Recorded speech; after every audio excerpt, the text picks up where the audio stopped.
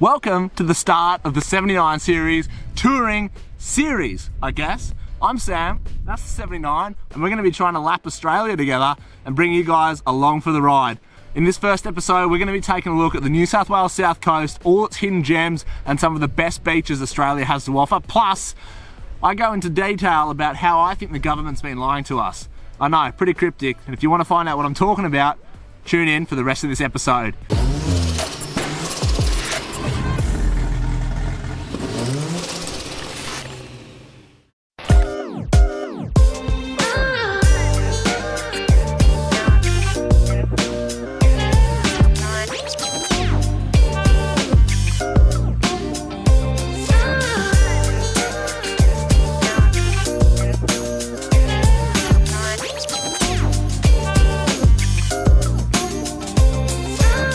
Doing the walk to the Crookhaven Heads Lighthouse, which is up over that mountain hill, whatever you want to call it.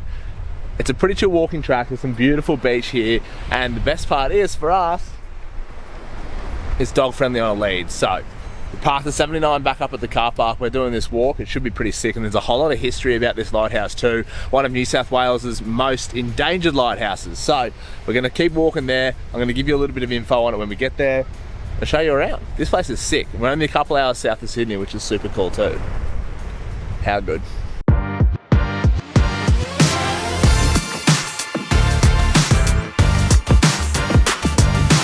As you can see, sadly, it hasn't really stood the test of time and is now pretty decrepit. The top half of the actual lighthouse is missing and the roof's fallen through on the attached keeper's cottage, but it's still worth coming up here because even though the sign is hidden behind some shrubbery, if you keep walking past this lighthouse, there's a sick viewing area with a little wooden platform which gives you stunning panoramic views of the coastline here, and it's well worth the walk. Anyway, I'll show you the little path, we'll show you the view from the viewing area, and we'll head back south.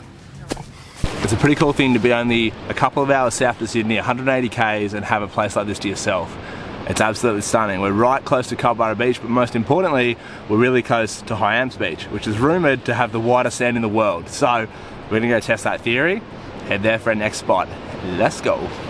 I'm liking our chances of debunking the myth of whether we do or do not have the whitest sand in the world, because my view from up top where we parked the car, it's looking pretty freaking specky. So we'll walk down and see what we're dealing with. When it comes to being a New South Wales loyalist, I'm about as loyal as they come. I love this place. And when I read that, hey, we might be home to a Guinness World Record confirmed world's whitest sand beach, I had to jump in the car and come and find out for myself. But there's a bit of controversy behind it because those freaking pricks over in WA reckon they might have the whitest sand beach in the world. And then I got a little bit more into it, and then those bastards in Singapore reckon they might have the whitest sand in the world. And then I finally made a phone call and found out that Guinness World Records doesn't even have a whitest sand in the world category. So it's all gone to shit. But anyway, we're here at Hyams Beach finally. The sand is absolutely glorious. The beach is phenomenal. The water, I shit you not, is the clearest I've ever seen and will ever swim in. This 2-kilometre stretch of beach is home to some gorgeous rock and marine life. Whales, dolphins, seals, pristine white sand. I'm gonna grab the camera and go for a swim, show you what I'm ranting on about. This place is absolutely stunning. Let's go have a look at the water. Now, I was ranting and raving about the water being crystal clear. This is what I'm talking about. Look at this. You're kidding. You're kidding. This is stunning. Cold, but stunning.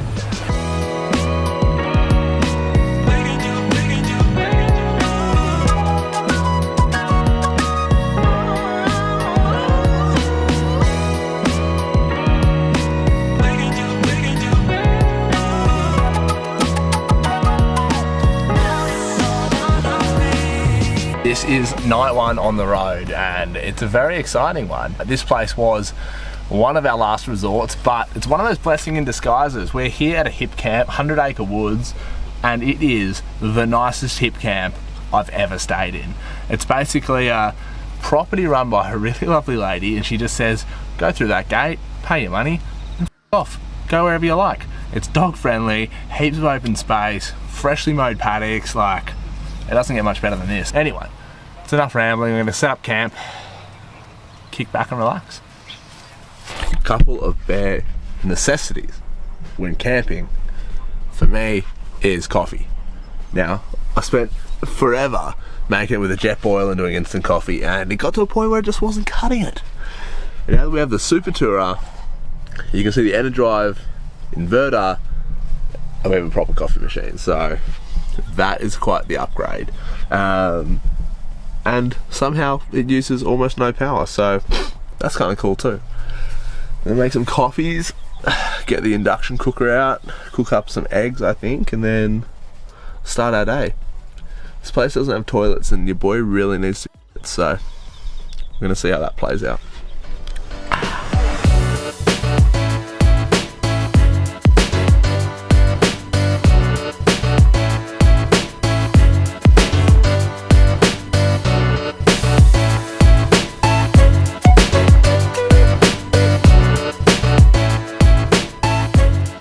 Beautiful things about what we get to do is find hidden gems, and this is one of them. We're here in East Lynn. We stumbled upon this place purely by accident. Originally from the outside it looks like a servo, but it has got a bakery attached to it and that sort of thing.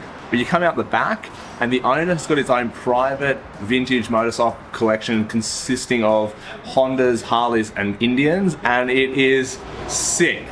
That behind me there is a Harley Davidson 9B from 1913, one of the oldest original running Harley Davidsons in Australia.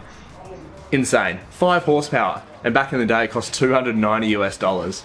Incredible. Over here we've got a 20s Scout. Over here we've got more 20s Scouts. We've got the original shovelhead. We've got the dogs in the car waiting for us, but this is way more important.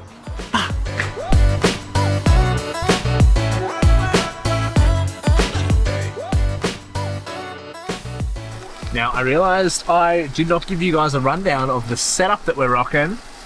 I'm trying to keep the bugs off me, but this campsite is in Bodalla, South Coast, and is stunning. I'm going to chuck some footage in here of the creek we're staying on, the property that we're staying on. This is another hip camp. It is bloody beautiful. But one thing I'm a bit of a virgin to, but I'm absolutely frothing, is this right here. Now, I know that's a contentious topic, the old induction cooker. People either love them or they hate them, but so far, heats up quick. I don't have to worry about the wind. The big lithium battery here doesn't, you don't even need to worry about the consumption of it. And it's a $100 Kmart induction cooktop. No, $50. $50 Kmart induction cooktop, which is cheaper than a butane cooker. So it's freaking hard to justify any other way of cooking if you ask me, but yeah. Just wanted to say, maybe drop a comment in this episode, inverter with an induction cooker or gas cooker. What's your flavour? Anyway, I'm gonna turn these lights off because the bugs are f***ed. Farewell, we'll see you in the morning. Well, that brings us to the end of a sick little night here at a Bodalla hip camp. It was a cracking spot. Plenty of bugs, but beautiful spot nonetheless. Right by this river, creek on the other side of us. Absolutely spectacular and dog friendly, which is apparently hard to find on the south coast given 99% of it is national parks. But hey, we're getting it done.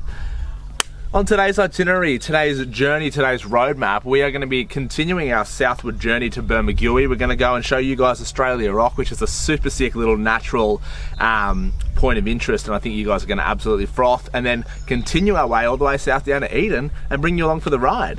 Hopefully you're enjoying this New South Wales South Coast extravaganza. Let's hit the bloody frog and toad. This is a spot that I think quite a few of you would have heard of before. This is Potato Head, Potato Point even. Now, just up the top there is a lookout, and that's where Bob Farmer, the original mayor and original settler of this area, there's a bit of a monument and memoriam for him up there. But you walk down the hill a little bit, behind that sort of all these trees, and you're met with, again, some of the most pristine coastline you'll ever see anywhere. Now, make sure you're sitting down, because what I'm about to show you will knock your socks off. The sea life, the bird life, the unspoilt coastline of the New South Wales South Coast is absolutely phenomenal. I mean, just check that out. This is insanity. Next up, Narooma. We're going to go take a look at Australia Rock, which is a cool little thing, little natural cutout in the rocks, and you can probably guess what it's in the shape of going off the name. Then we'll head to camp later on. Let's hit the road. Well, we made it to Australia Rock. Now, there's a couple of interesting tales as to how that little rock ended up with its continental likeness to Australia. The first is, well, nature. Erosion over thousands of years, washing up against the rocks, formed it to look like that coincidentally. The other tale is a little bit different. Now, rumour has it that many, many years ago, a massive merchant ship might have moored here, and its giant sea chains that held it here in place actually wore a hole through the rock and actually helped it get its shape like that. Now, whether you believe it was nature or the merchant ship, I don't think it matters. It is freaking awesome to see that in nature. I reckon we climb it. Where are we? Tell us about this place. So just behind us, you keep walking down past Australia Rock. You go all the way around the headland to Seal Rocks, which is the seal colony resting area.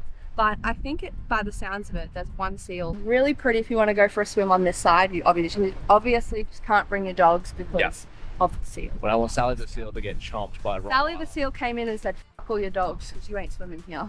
Amen. So, super sick spot. There's also a lookout just up the top there. So, if you're a pleb and don't have a drone, Lookout. Bar Rock that one there.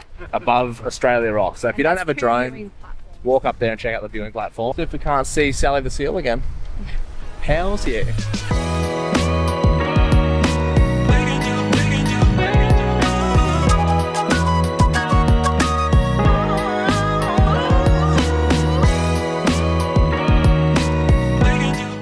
Well, we made it to the ever so stunning town of Bega. Now, you probably know Bega from Bega cheese, and that's exactly what is behind us, the Bega cheese factory.